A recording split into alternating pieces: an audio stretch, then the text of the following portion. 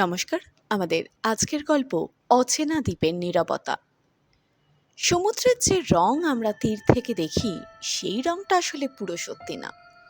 দূর থেকে নীল লাগে, কাছে গেলে সবুজ, আর মাঝখানে যেখানে মানুষ খুব কম যায়, সেখানে তার রং আলাদা। সেখানে একটা অদ্ভুত গাঢ়তা থাকে, যেন জল না, বরং গভীর কোনো স্মৃতি স্তরে স্তরে জমে আছে। আমি সেই জায়গাতেই গেছিলাম। ঘটনাটা আজ থেকে প্রায় 7 বছর আগের। কাজের সূত্রে আমি তখন উড়িষ্যার উপকূলের এক নির্জন অঞ্চলে ছিলাম। জায়গাটা পর্যটকদের চোখের আড়ালে। কোনো হোটেল নেই, কোনো কোলাহল নেই। আছে শুধু জেলেদের ছোট ছোট গ্রাম আর দূরে ছড়িয়ে থাকা অনামা দ্বীপগুলোর রেখা। প্রথম দিন থেকেই আমার চোখে পড়েছিল সমুদ্রের অনেক দূরে একটা অদ্ভুত দ্বীপ, যেটা কখনো দেখা যায়, আবার কখনো যেন অদৃশ্য হয়ে যায়।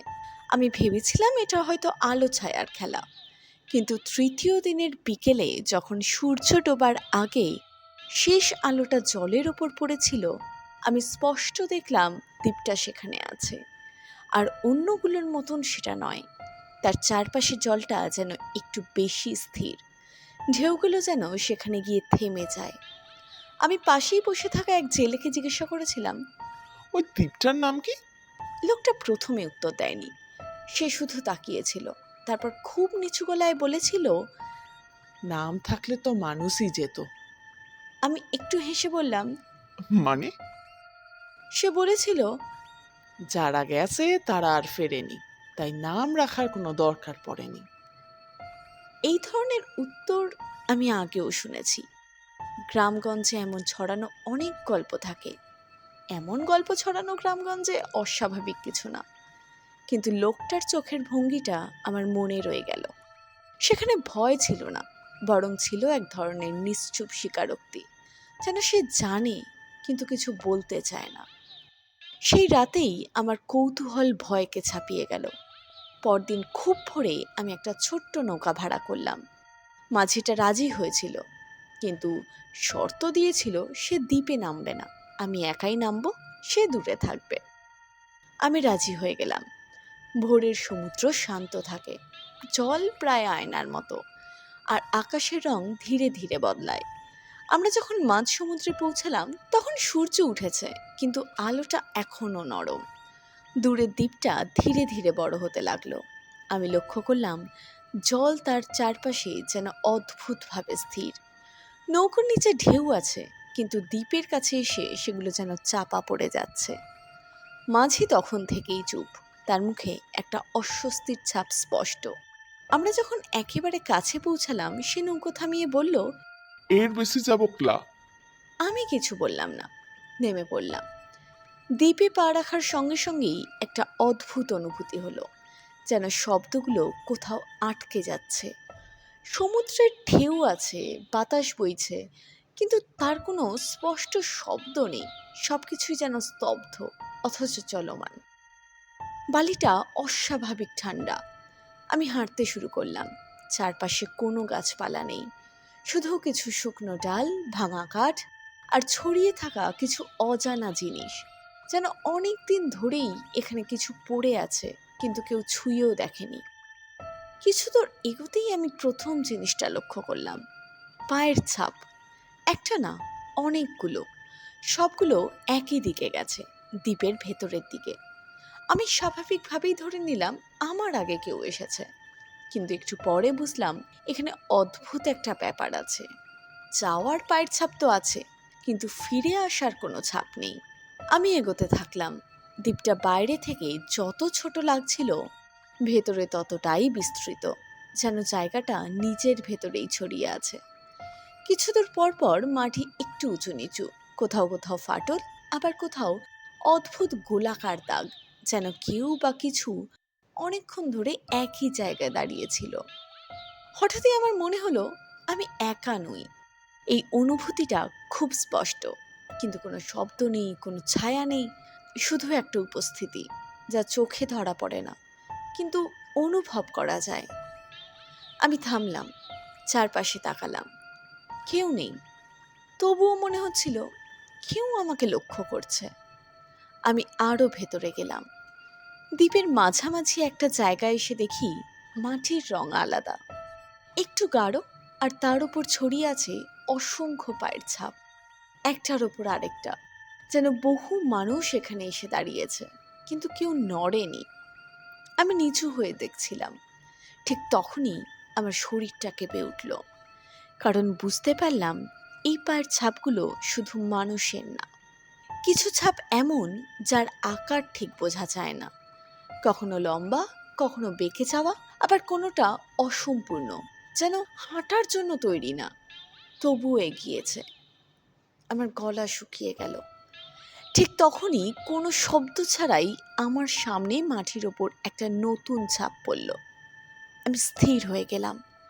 আমার চোখের সামনে কেউ নেই, তবুও বালির ওপর একটা চাপ তৈরি হলো, যেন অদৃশ্য কিছু দাঁড়ালো। তারপর আরেকটা, আরেকটা, ধীরে ধীরে আমার সামনে দিয়ে অদৃশ্য কিছু এগোতে লাগলো। আমি ভয়ে পিছিয়ে এলাম। আমার বুকের ভেতরটা প্রচণ্ড জোরে ধুকপুক করছিল। হঠাৎ চারপাশের বাতাস ভারী হয়ে উঠল।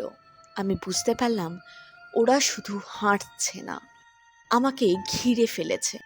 আমি দৌড়াতে শুরু করলাম। কোন দিকে যাচ্ছি জানি না, শুধু পালাতে চাইছি। কিন্তু যতই জোরে দৌড়াই, মনে হচ্ছিল আমি একই জায়গায় ঘুরে ফিরে আসছি। দ্বীপটা যেন নিজেই নিজের পথ বদলাচ্ছে।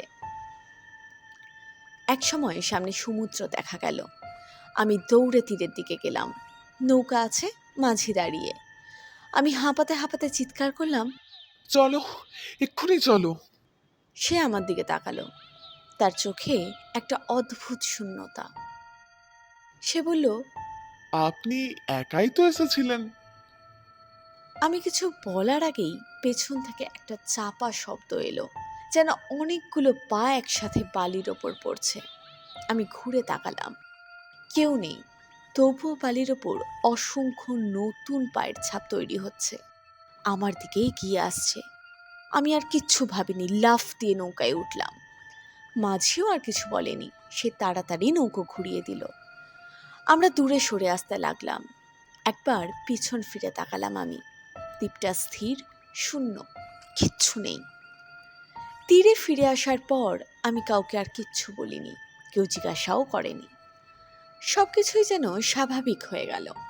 কিন্তু সেই ঘটনার পরেও অনেক দিন পর্যন্ত আমি নিজেকে বোঝাতে পেরেছিলাম, হয়তো সব কিছুই কোনো অদ্ভুত অভিজ্ঞতা, ভয় আর কল্পনার মিশ্রণ। মানুষ যখন অচেনা জায়গায় একা থাকে, তখন অনেক সময় নিজের মনই নিজের বিরুদ্ধে কাজ করে। এই যুক্তিটাই আমি বারবার নিজের কাছে ফিরিয়ে আনতাম। সময় কেটে গেল, জায়গা বদলালো, কাজ বদলালো, মানুষের ভিড়ে নিজেকে ডুবিয়ে দিলাম। তারপর একদিন একেবারে সাধারণ একটা বিকেলে আবার সব কিছু বদলে গেল। সেদিন আমি কলকাতার ভিড়ের মধ্যে একটা বন্ধুর সঙ্গে বসে গল্প করছিলাম। চারপাশে মানুষ, গাড়ির শব্দ, আলো, সবকিছু স্বাভাবিক, চেনা, নিরাপদ। হঠাৎ কি একটা কথার মাঝে সে আমাকে জিজ্ঞাসা করলো, তুই তো অনেক জায়গায় ঘুরেছিস, কোনো অদ্ভুত জায়গা দেখেছিস কখনো? প্রশ্নটা শুনে আমি একটু থেমে গেলাম।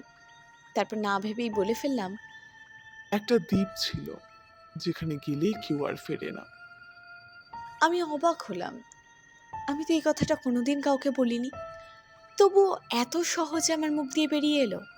বন্ধুটা হেসে বলল, সিরিয়াসলি? কোথায়? আমি উত্তর দিতে গেলাম, কিন্তু থেমে গেলাম, কারণ আমি জায়গাটার নাম মনে করতে পারছিলাম না। আমি যতই ভাবছি, ততই বুঝতে পারছি আমি জানি আমি কোথায় গেছিলাম, কিন্তু তার কোনো নাম নেই, কোনো দিক নেই, কোনো নির্দিষ্ট অবস্থান নেই। যেন যেন সেটা কোনো মানচিত্রের অংশই না। সেই দিন বাড়ি ফিরে আমি প্রথমবার চেষ্টা করলাম বিষয়টা মনে করার। পুরনো ফোন, ছবি, লোকেশন সব খুঁজে দেখলাম। নৌকায় ওঠার আগে বেশ কিছু ছবি তুলেছিলাম, মনে আছে আমার। কিন্তু অদ্ভুতভাবে সেই দিনের কোনো ছবি নেই।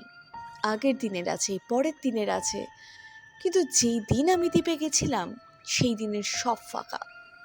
আমি আরও অদ্ভুতভাবে একটা জিনিস খেয়াল করলাম, আমি যতই সেদিনের কথা মনে করার চেষ্টা করি, ততই কিছু অংশ যেন ঝাপসা হয়ে যাচ্ছে। দ্বীপের চেহারা, পথ, মাঝের ঘটনাগুলো ধীরে ধীরে সব কিছু অস্পষ্ট হয়ে যাচ্ছে। শুধু একটা অনুভূতি রয়ে যাচ্ছে, আমি সেখানে গেছিলাম আর কিছু একটা দেখেছিলাম। এই ছিল আমাদের আজকের গল্প। যদি আজকের গল্পটি আপনাদের ভালো লাগে তাহলে অবশ্যই ভিডিওটাকে লাইক করুন এবং চ্যানেলটাকে সাবস্ক্রাইব করুন।